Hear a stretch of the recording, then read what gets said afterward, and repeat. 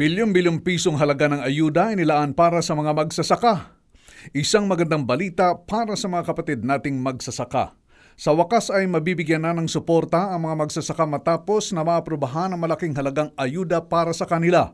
Ayon kay Agriculture Secretary Manny Piñol, naglaan ng Pangulong Rodrigo Duterte ng 21 bilyong pisong halaga ng ayudang partikular na gagamitin para sa rice allowance ng mga beneficiaryo ng Conditional Cash Transfer Program o 4Ps. Paliwanag ng kalihim, gagamitin na nasabing halaga upang makaya ng mga Pinoy farmers na matugunan ang pagtaas ng demand sa locally grown rice dahil sa halip na imported rice, direkta nang magmumula sa sariling produksyon ng mga Pinoy farmers ang supply ng bigas na ipamamahagi sa mga 4Ps beneficiaries. O dagdag pa ni Piñol, ang naturang programa ay patutupad naman sa pakikipagtulungan din ng Land Bank of the Philippines. Samantala, inanunsyo na din ng kalihim ang pagtatayo ng mga bigasan ng masa outlet na ilalagay sa mga mahihirap na komunidad sa bansa.